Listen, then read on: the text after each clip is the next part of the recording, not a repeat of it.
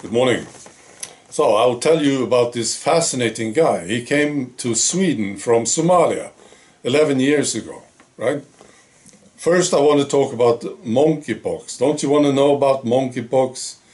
You see, I'm starting to understand this thing and I want to share it with you, right? The first thing that I understand is this. It's very, very rare. Monkeypox. You find it in West Africa, Central Africa, and it's very unusual. Sometimes they find cases outside of these areas. Very unusual, you see. That's the first thing. And then there's this. Apparently it's hard to diagnose. They often misdiagnose it. So they say, oh, this is the monkeypox, but it turns out to be something else. Yeah. Happens often. And then now we see cases in all these countries at the same time. Yeah? What a coincidence. I saw a list of these countries, and I'm sure it's a bigger list, but these are the countries that I saw. Italy, Germany, Spain, France, Belgium, Netherlands, Sweden, Australia, UK, Canada, United States. Yeah. All at the same time. This very rare thing. They find cases. Weird, isn't it? Yeah. And you wonder, of course, do these countries have something in common? Do they have monkeys in these countries? You know, what's going on here? And it's happening at the same time. Yeah, it's very strange, isn't it? And then it's the report. Yeah, you know, the report that was presented by this big tea manufacturer, starting with the PH.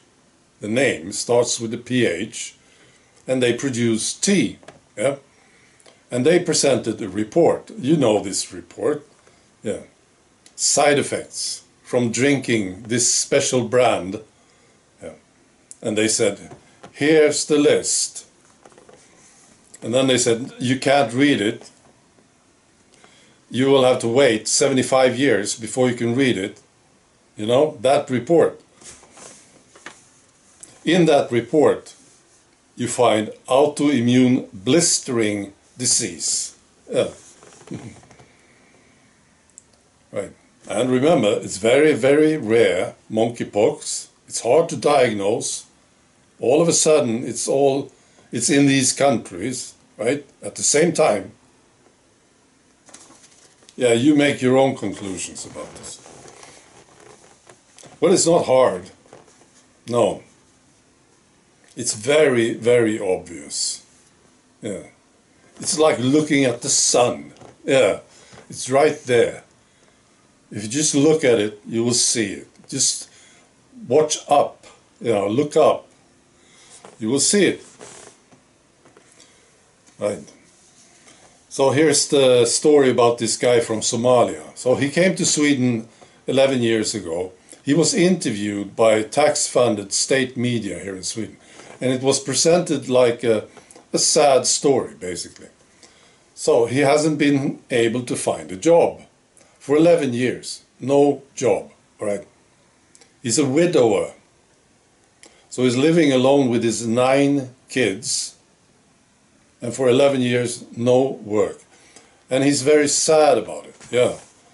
He says he'll do anything. He can't find any job. He's living in this small town here in Sweden.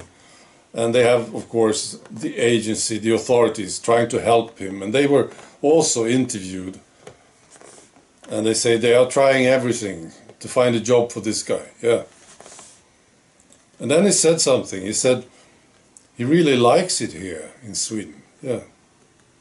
Sweden is good, he said, because there's no war here. And he didn't say this, but I was thinking, I couldn't help myself. I was thinking, you know, yeah, you have been at home for 11 years and you're doing fine with your 9 kids. Yeah. I'm sure you like it. That's what I was thinking. Yeah. But you know, you're not supposed to have these critical thoughts we have a very special relationship with our politicians, don't we, right? We produce things, we work hard, we pay a lot of taxes, and they mess it up, right?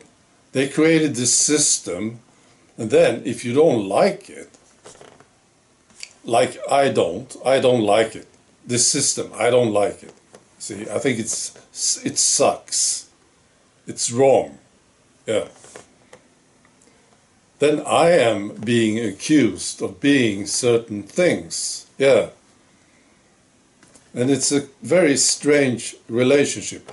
Just imagine if this was a real relationship. You know, you were living with somebody. Yeah. And this person is pissing on you, and then you complain about it, and then you will have to explain. Yeah. You are the bad one for complaining, right? Of course, that would be an impossible relationship. You would have to leave, of course, or kick the person out, something. But we have to live with these politicians, don't we? Yeah. Seems like we can't get rid of them. So we will have to find out a way to leave them. Yeah, that's the thing. They will be there, you know, doing their thing. And if we don't like it, well, we sort of have to leave them. Yeah. Put a distance from ourselves to them. You see? Because it's a toxic relationship. That's what I'm saying. So, any ideas about this? Yeah. Well, there's a lot of talk about parallel societies, right? Yeah. I don't think it's a bad idea, you know. Parallel societies. Well, we would need to exchange things with each other, right? Maybe we need some currency, right? And just sort of disconnect from them. Yeah. And they can go on with their stuff. And we just strangle our support to them. You know. Yeah. I'm thinking about these things, yes. Because I can't stand this any longer. No, it's just too much. Right. Be good.